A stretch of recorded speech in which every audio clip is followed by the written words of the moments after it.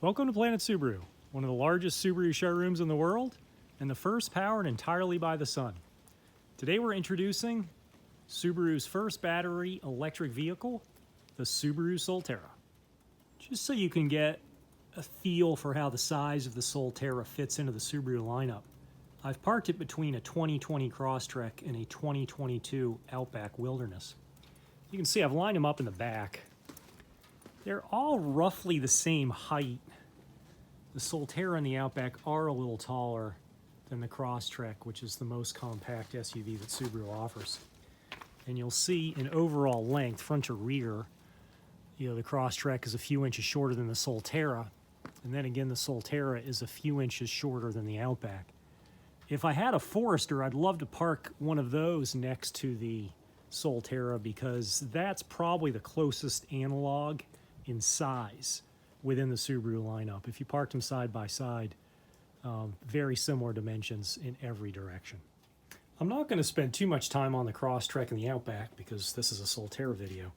But before moving on, I just wanted to show you the cargo areas because this is a very important way you're going to experience the difference in size. And I happen to own all three of these cars, so I can tell you I've had a lot of opportunities to see what will fit and what will not fit in these cars. The Crosstrek is compact. This is not a big cargo area.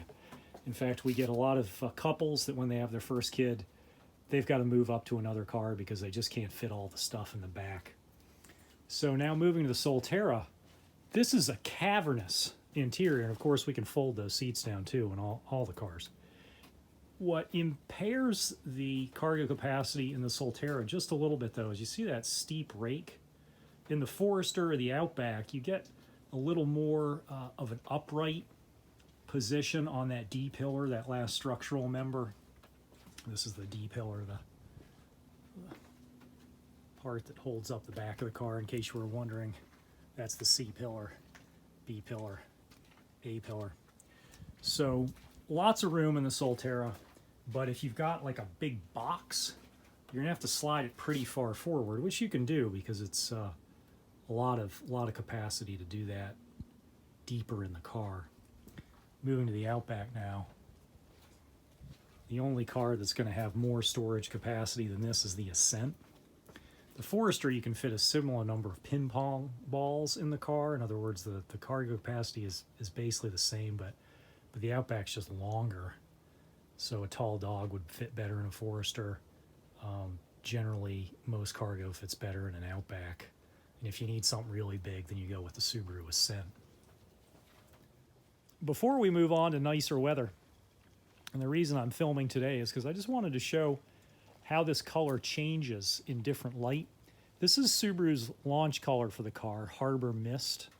And a launch color, in case you were wondering, is just the one color that a manufacturer picks to make sure it appears in all of their launch materials, whether it's on TV or in a magazine or on the internet, just to create the effect that you're seeing the car everywhere. So Subaru picked a really interesting, arresting, unusual color. It's kind of gray, it's kind of blue. In certain lights, like this, it almost looks a little purple. People seem to like it.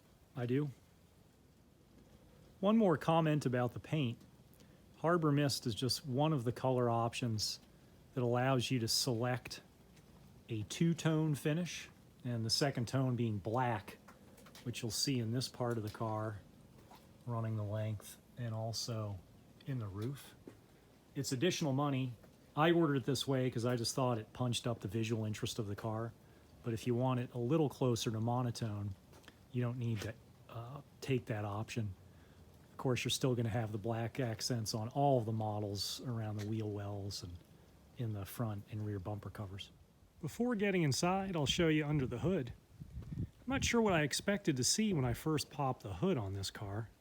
Maybe a little storage space or something, but I was surprised to see what you're seeing now, which is that it looks a lot like a regular Subaru engine bay.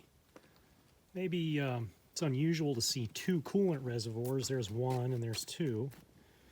And the rest of it, though, I mean, we've got the regular, what would be a starter battery in another car, and that kind of looks like an engine block, but of course there is no engine block in an electric car. So I just think that's kind of funny. 215 horsepower, 249 pound-feet of torque. We'll talk more about those numbers once we get driving. Nice wide door openings, front and rear. People fit very well in this spacious rear seat. Not only is there a lot of leg room, but there's no transmission hump. You're accustomed on a Subaru to seeing a raised area there in the center to accommodate the drive line that sends power from the engine to the rear axle. But of course, everything's moving around an electric car in relatively thin wires. We're accustomed to retailing boxier vehicles like the Outback and the Forester, so we're spoiled by incredible outward visibility. Consumer Reports recognizes several of the Subarus as not only the best in class, but the best in industry. These windows are a little narrower, so we get that fancy style on the outside. And of course, modern safety regulations are pushing the sills higher. The sill is the top of that door there, and you have more room for steel and other crash protection for side impact.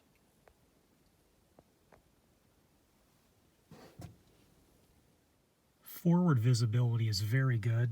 Big windshield, and it's tall.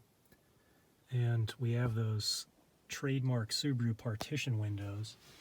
That piece of glass there in the corner allows you to look past that big side view mirror, which you'll appreciate when you're trying to figure out what's going on behind you. Rearward visibility is decent, although it's occluded slightly by those headrests. And of course, if you had 3 passengers back there, you wouldn't be able to see much. But on the touring model, you get the rear camera, and all you have to do is flip this button, and now we get a view of a camera out the back of the vehicle, so nothing in the rear seat or the rear cargo area will block your view.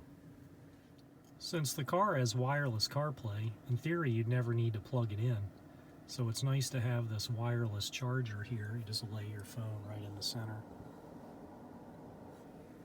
It does have a USB if you want to connect for some reason, and it's clear. Translucent maybe, so you can see that you've left your phone in there before you get out of the car. One of the things that I think is really cool about the Solterra is they've created a heads-up display style. I mean, it's not really a heads-up display in the sense that it's not projected onto the glass, but by putting the instrument cluster above the steering wheel, you don't have to lower your eyes much when you're looking down the road. In fact, you can almost take it in without moving your eyes at all. It does mean that the steering wheel's a little lower. Took me a little getting used to, but I like it. I recently rented a Polestar 2, and without exaggeration, it took me 15 minutes just to figure out how to get the thing going so I could leave the parking lot.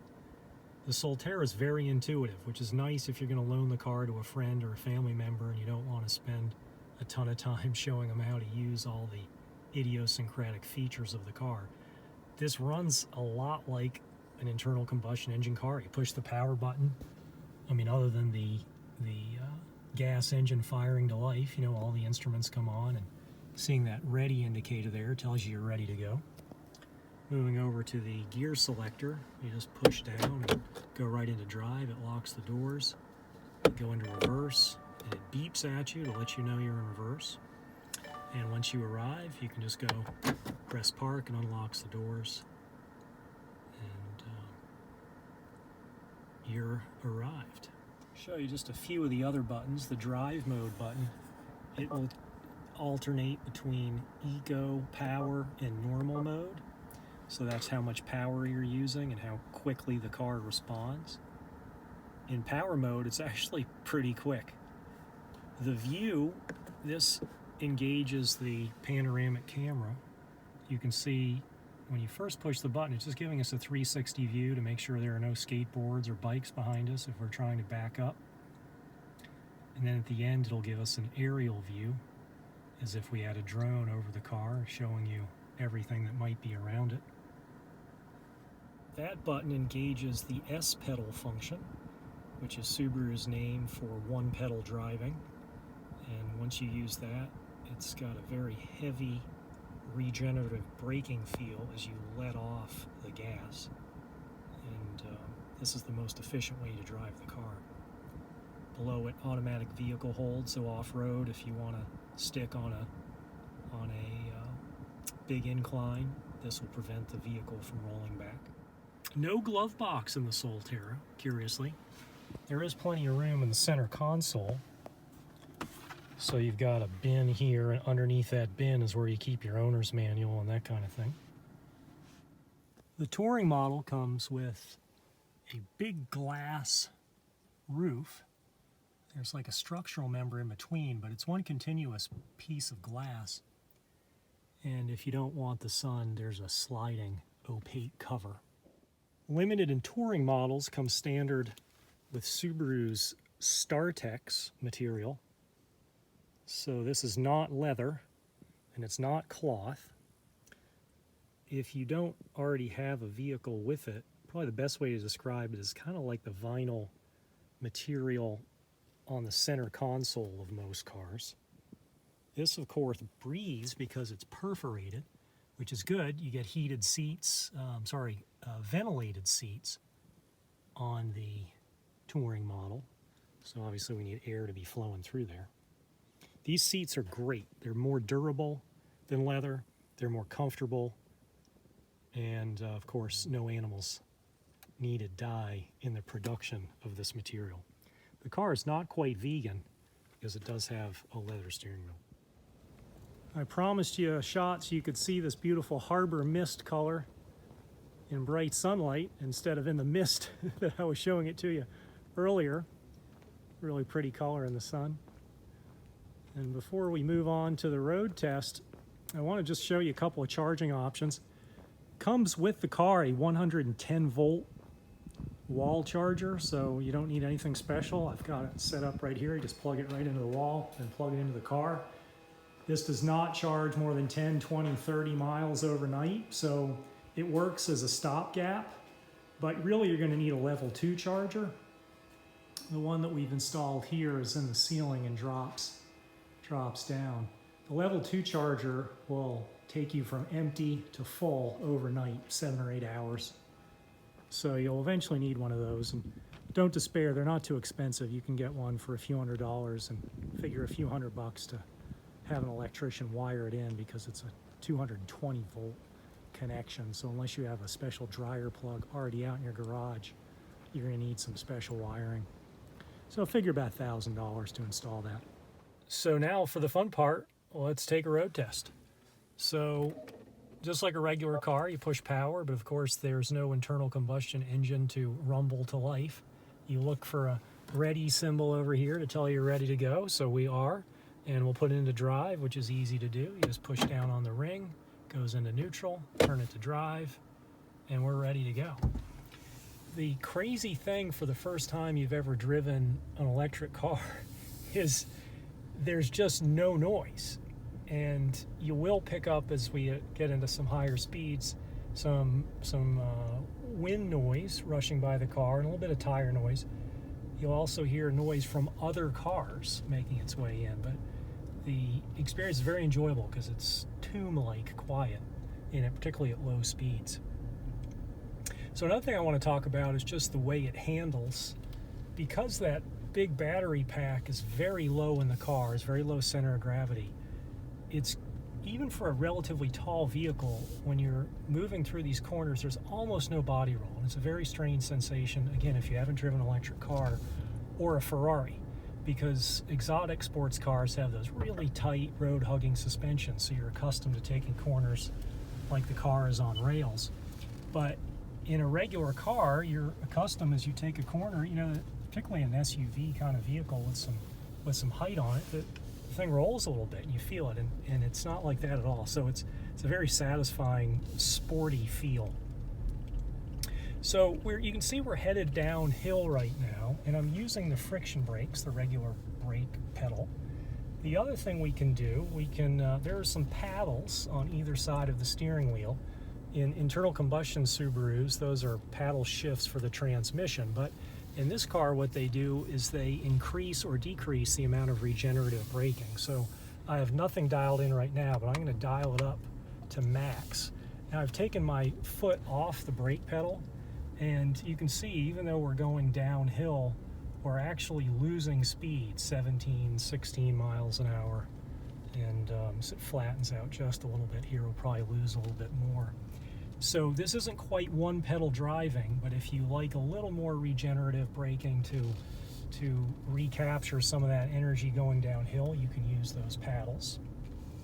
There's also a feature called the S pedal on this car if you do want something more like one pedal driving. And to engage that, there's a button down here next to the shifter, and we'll push that, and there's a light on the instrument cluster to indicate that it's on. Now, one pedal driving, if you're not familiar with that, is trying to minimize the use of the brake pedal. So the regenerative braking level is very high. So you can see, again, we're coming down a steep hill now. I've got my foot on the gas pedal just to keep us moving. I'm going to take it off right now in the steep section. And you can see, even though we're probably on a 12 or 13% grade here, it's going to almost stop the car. And when I say almost stop the car, I mean almost stop the car. In some electric vehicles, you can use truly one pedal driving, and as you come up to a light, you won't need to touch the friction brake pedal. But in the Solterra, you will need to do that as you come to the final stop. So we're going to go off-road so we can experience some of the benefits of the Solterra all-wheel drive system. There's an X mode function, which is an enhanced traction control feature in the Solterra, and it's got dual modes. So the first mode, when you push the button, it will show on the display snow and dirt. If you push it again, it will show on the display deep snow and mud. And I've been on this trail recently to know that there is not a lot of snow, but there's some really slick mud, so I'm going to leave it on this higher of the two modes, and let's get going.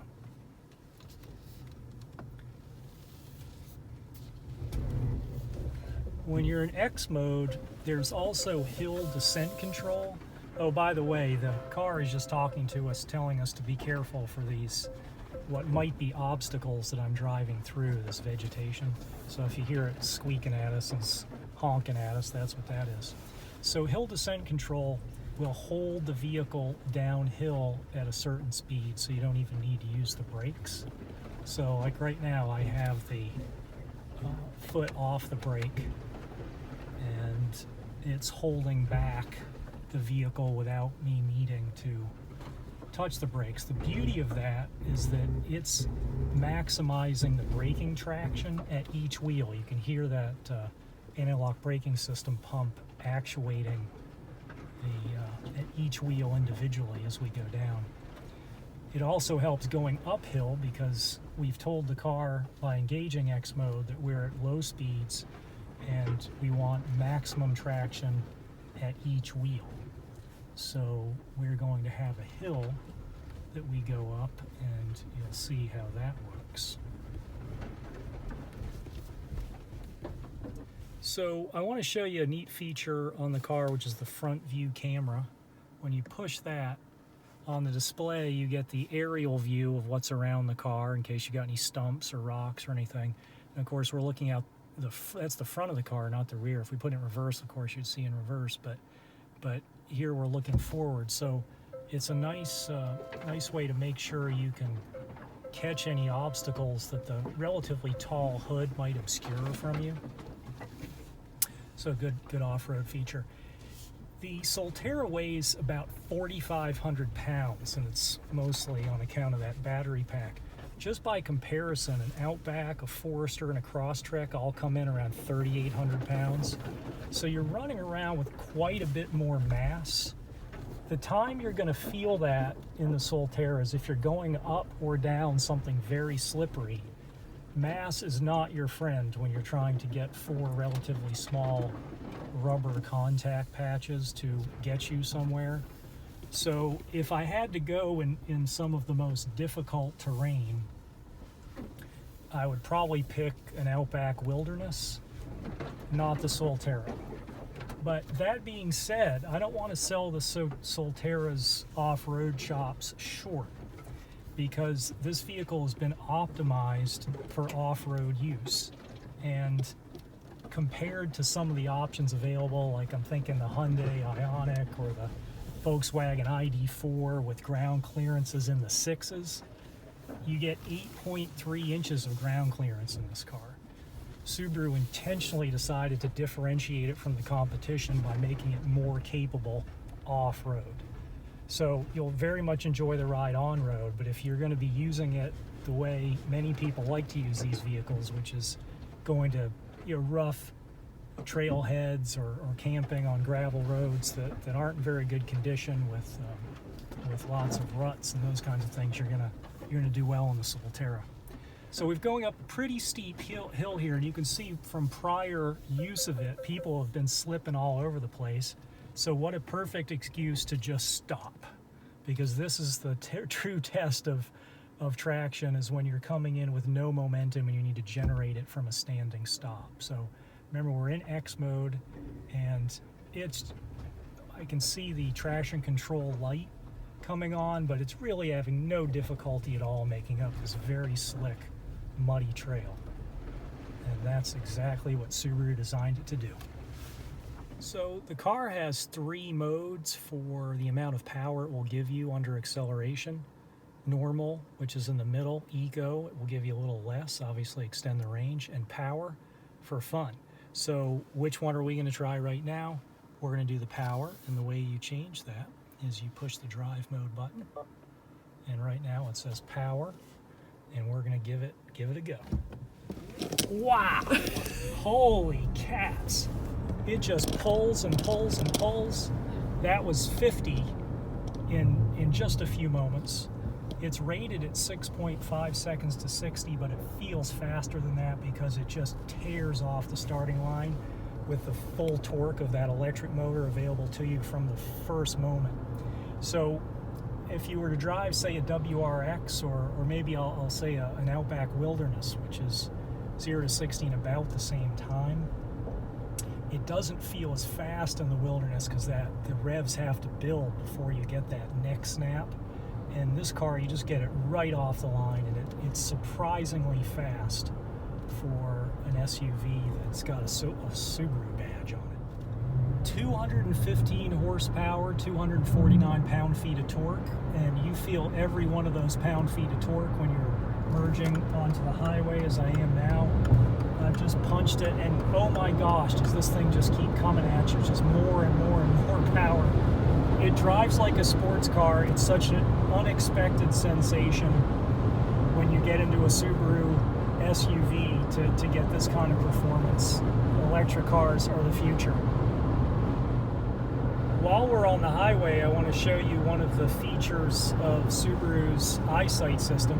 EyeSight is Subaru's suite of advanced driver assistance tools, and one of them includes automatic braking, so if someone slams on the brakes in front of you and you don't notice in time, the car will brake for you. It has adaptive cruise control, which I'm going to turn on now with just a touch of the wheel. And it also has this neat feature called lane tracing, and what that means is I can remove my hands from the wheel to show you that it's going to keep the car in the center of the lane without me needing to touch the wheel. So this is not a self-driving feature, and I'm not recommending that you drive your car without your hands on the wheel, particularly next to vehicles that could swerve in your lane. I'm just using it to illustrate how the feature keeps the car in the center of the lane without you needing to spend a lot of energy doing it. So it's designed to reduce driver fatigue. You can't just drive without your hands on the wheel. It's not designed for that capability. It's just designed to make long trips a little more enjoyable, so you can focus your attention on other aspects of the road. If you'd like to learn more about the Solterra or want to consider putting one in your driveway, please visit us at Planet Subaru in Hanover, Massachusetts. And if you can't reach us there for some reason and you're too far away or you want to learn more, then please visit us at planetsubaru.com. Thank you for watching.